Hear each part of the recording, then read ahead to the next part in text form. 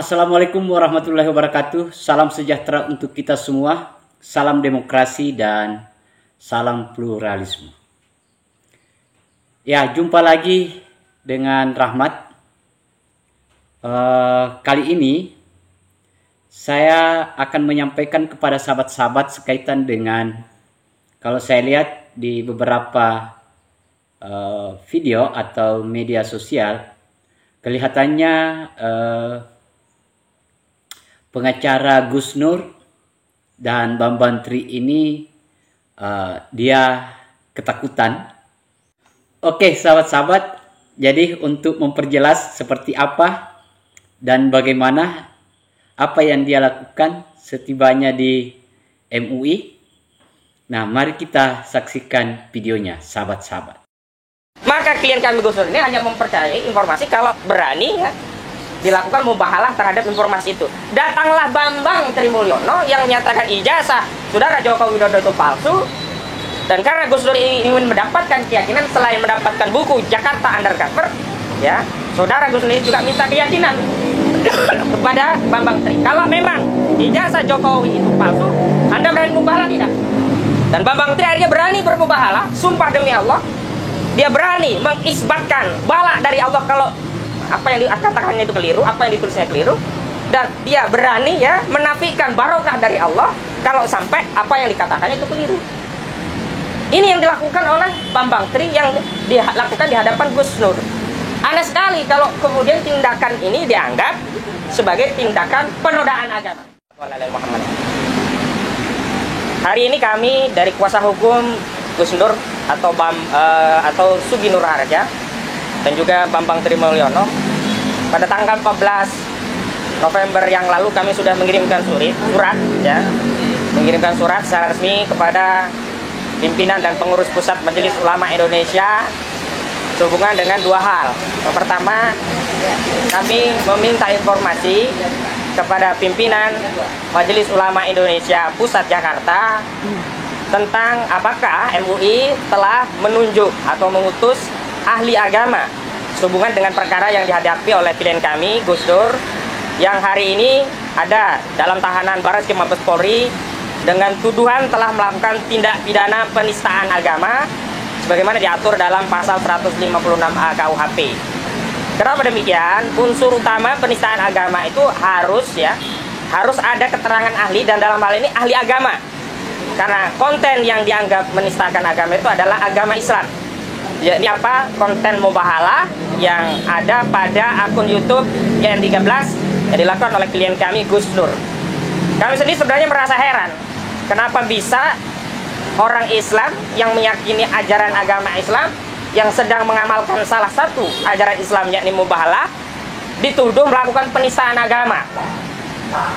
Dan kalau memang benar Barreskrim Mabes Polri, khususnya Direktorat Tindak Pidana Cyber Barreskrim Mabes Polri, berani menetapkan klien kami sebagai tersangka dalam kasus penistaan agama, maka Direktorat Tindak Pidana Cyber Barreskrim Mabes Polri harus memiliki keterangan ahli, dan ahli yang dimaksud adalah ahli agama. Ahli agama yang dimaksud adalah agama Islam, dan ahli agama Islam tadi harus representasi dari lembaga otoritatif. Dalam hal ini harus yang ditunjuk oleh Majelis Ulama Indonesia. Tidak boleh dari ormas-ormas, tidak boleh dari Majelis Taklim, harus resmi dari Majelis Ulama Indonesia. Karena itu pada tanggal 14 Oktober yang lalu kami meminta informasi kepada Majelis Ulama Indonesia tentang apakah MUI telah mengutus tim hukumnya atau siapapun yang diutus oleh MUI untuk menjadi ahli dalam rangka diambil keterangannya dalam kasus penistaan agama yang telah menetapkan klien kami Gus Nur atau Sugi Nur Harja sebagai tersangka penistaan agama. Yang kedua, kami juga sudah mengirimkan surat untuk meminta fatwa keagamaan dari Majelis Ulama Indonesia tentang mubahalah. Kenapa demikian? Karena materi muatan yang disidik terhadap klien kami Gus Nur adalah materi mubahalah dalam unggahan konten YouTube saat Gus Nur pada 26 September yang lalu mengunggah konten di YouTube-nya GN13 mubahalah terhadap ijazah palsu saudara Joko Widodo yang dilakukan oleh Bambang Trimulyono dalam kasus terpisah yang juga dijadikan tersangka dengan kasus yang sama, dan juga telah memberikan kuasa hukum kepada surat kuasa kepada kami. Kami ingin tanyakan melalui fatwa keagamaan resmi dari Majelis Ulama Indonesia tentang mubahalah itu sendiri. Apakah orang yang sedang mengamalkan ajaran Islam dalam hal ini mubahalah kemudian bisa dianggap menistakan agama? Kita juga pengen tahu mubahalah itu dalam Islam apa. Walaupun kita secara fikih tahu, tetapi kita ingin pendapat resmi dari MUI. Apakah mubahalah itu hukumnya wajib, sunnah, makruh, atau bahkan haram? Kalau memang nanti ada fatwa mubahalah itu haram, bolehlah orang yang melakukan mubahalah itu melakukan penistaan agama. Tapi kita tidak mau berandai-andai. Kami ingin meminta fatwa keagamaan yang resmi dari MUI tentang mubahalah itu hukum syaratnya seperti apa. Namun sayang hari ini kami tadi sangat menyayangkan sikap dari Majelis Ulama Indonesia yang diwakili oleh petugasnya yang tidak memberikan kejelasan siapa yang menerima kami, padahal di surat kami juga jelas hari ini kami juga meminta sekiranya dapat beraudiensi dalam gedung MUI juga. Kami sudah sebutkan di surat kami. Jadi tanggal surat kami adalah 14 Oktober dan rencana kami beraudiensi adalah hari ini. Hari apa nih? Tanggal 17 Oktober ya. Tanggal 17 Oktober 2022. Dan kami juga tidak meminta harus pimpinan atau yang mewakili bisa menemui kami, tapi hari ini kami tidak ditemui satupun ya perwakilan dari MUI untuk menerima tamu kami dari jauh-jauh ini. Dan kami sudah berkirim surat, bukan kami liar datang langsung minta ditemui. Sudah janji. Sudah kita kirimkan surat dan suratnya sudah diterima, ada tanda terimanya. Nanti tolong dibacakan isi suratnya nanti. Dan kami hari ini tidak mendapatkan kejelasan tentang kapan mau diterima. Dan tidak ada bahkan satupun wakil yang menemui kami hari ini. Saya sangat sayangkan kepada lembaga sekelas Majelis Ulama Indonesia yang memberikan pelayanan kepada masyarakat, dalam hal ini kami yang sudah bersurat secara resmi tapi tidak mendapatkan pelayanan yang baik. Ini catatan buat Majelis Ulama Indonesia. Dan kami tentu saja ingin menyampaikan kepada publik bahwa klien kami Gus Nur, terlepas mungkin ada perbedaan pandangan tentang mubahalah yang dilakukannya, apakah mungkin mubahalahnya belum memenuhi syarat dan yang sebagainya, bahwa motivasi Gus Nur dalam melakukan mubahalah klien kami ini adalah dalam rangka justru untuk mengamalkan ajaran agama. Yakni ketika ada banyak kebohongan di masyarakat, Gus Nur ini ya klien kami sudah sulit untuk mempercayai seluruh informasi yang beredar. Maka klien kami Gus Nur ini hanya mempercayai informasi kalau berani ya dilakukan mubahalah terhadap informasi itu. Datanglah Bambang Trimulyono yang menyatakan ijazah Saudara Joko Widodo itu palsu. Dan karena Gus Dur ingin mendapatkan keyakinan selain mendapatkan buku Jakarta Undercover, ya, Saudara Gus Dur juga minta keyakinan kepada Bambang Tri. Kalau memang ijazah Jokowi itu palsu, Anda berani mubahalah tidak? Dan Bambang Tri dia berani bermubahalah, sumpah demi Allah, dia berani mengisbatkan bala dari Allah kalau apa yang dikatakannya itu keliru, apa yang ditulisnya keliru, dan dia berani ya menafikan barokah dari Allah kalau sampai apa yang dikatakannya itu keliru. Ini yang dilakukan oleh Bambang Tri yang dilakukan di hadapan Gus Nur. Aneh sekali kalau kemudian tindakan ini dianggap sebagai tindakan penodaan agama. Namun kami tahu persoalan ini adalah persoalan ya yang berkaitan dengan kekuasaan. Kenapa demikian? Karena Bambang Tri menggugat Saudara Jokowi di Pengadilan Negeri Jakarta Pusat sehubungan dengan kasus ijazah palsu. Dan tidak lama Bambang Tri dan Gus Nur ditangkap. Kami juga sudah komplain berkali-kali kalau ada persoalan perdata tentang hak keperdataan terhadap ijazah yang palsu tadi, kemudian dianggap ijazah itu asli, maka perkara perdata harus didahulukan. Mengingat sudah ada Perma nomor 1 tahun 1956 yang meminta proses pidana itu ditangguhkan menunggu putusan perdatanya inkrah. Tapi ternyata klien kami ditangkap dan ditahan. Dan karena itulah kami juga sebagai kuasa hukum Bambang Trimulyono akhirnya mencabut perkara perdata dan sekarang sedang berkonsentrasi untuk menghadapi masalah pidananya. Sekali lagi kami ingin masyarakat seluruh rakyat Indonesia bisa melihat persoalan ini secara jernih. Kami tidak sedang mendakwa siapapun, tapi kami sedang mencari ikhtiar hukum di pengadilan. Sayangnya klien kami ini ketika mencari ikhtiar hukum di pengadilan justru mendapatkan represi.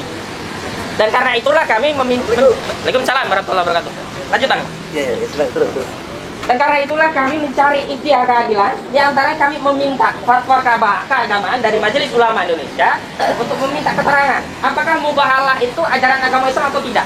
Dan apakah orang yang sedang mengamalkan mubahalah itu bisa dianggap atau terkategori penistaan agama. Dan yang paling penting sebagaimana sudah saya sampaikan tadi ya, kalau sampai MUI belum pernah menghadirkan ahli yang diperiksa oleh Direktorat Tindak Pidana Cyber sebagai ahli agama untuk menerangkan ada tidaknya penistaan agama dalam kasus Mubahalah Gus Dur, maka tidak sah penetapan tersangka tadi. Maka sebaiknya Barreskrim menghentikan kasus ini. Kenapa? Karena kalau kasus ini tidak dihentikan, justru kasus ini berpotensi menistakan agama. Kenapa? Kalau dilanjutkan berarti kasus ini mempersoalkan Mubahalah. Sementara Mubahalah itu sendiri adalah ajaran Islam. Saya kira itu pengantar dari saya. Ya jelas tadi ada 3 hal Bang yang saya sampaikan. Satu, komplain kita terhadap MUI hari ini yang tidak bisa menerima kita dan tidak ada satu perwakilan pun yang menjelaskan dan belum bisa juga menjadwalkan, padahal surat kita sudah 3 hari yang lalu masuk, sudah ada tidak terimanya. Kedua, tentang isi masalah surat kita, satu informasi tentang ahli yang kita tanyakan apakah MUI sudah mengutus ahli untuk kasus kita, kasus Gus Dur ini. Yang ketiga tentang permintaan fatwa keagamaan. Demikian dari saya, mohon maaf atas kurang dan lebihnya. Bila bisa terlihat, fastabiqul khairat. Wallahu muwaffiq ila aqwamit thoriq. Wassalamualaikum warahmatullahi wabarakatuh. Ya, oke sahabat-sahabat ya, ini sangat menarik. Saya kira ada beberapa hal yang harus kita lihat dari konferensi pers yang dilakukan oleh pengacara Gus Nur dan Bambang Tri ini. Yang pertama, apa yang sikap yang diambil oleh MUI karena MUI tidak sempat atau tidak pengacara Gus Nur ini mendapatkan pelayanan yang baik katanya. Saya kira ini sudah betul. Kenapa? Karena MUI sadar bahwa kasus ini sudah ada di pengadilan. Sehingga karena dia sudah ada di pengadilan, maka MUI saya yakin tidak mau mengganggu ada intervensi hukum. Nah, itu yang pertama. Saya kira itu sebuah apresiasi kepada MUI karena dia tidak mengeluarkan apapun sekaitan dengan mubahalah yang diminta oleh para pengacara ini. Kemudian yang kedua, ya kelihatannya ini juga ya, mungkin subjektivitas saya sendiri menilai bahwa para pengacara Gus Nur ini merasa ketakutan bahwa klaimnya itu akan tersangkut hukum dan akan dijatuhi pidana.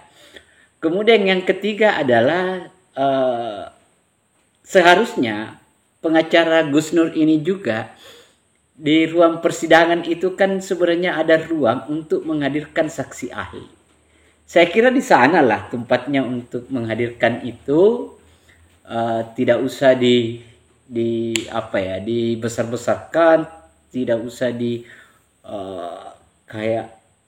dipublikasikan begitu.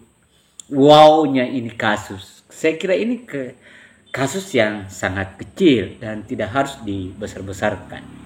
Saya kira itu sahabat-sahabat konferensi pers yang dilakukan oleh para pengacara Gus Nur ini. Dan mari kita saksikan terus seperti apa kelanjutan dari proses persidangan Gus Nur ini dan Bambang Tri sampai akhir. Kita kawal terus. Salam demokrasi, salam pluralisme, NKRI harga mati. Wassalamualaikum warahmatullahi wabarakatuh.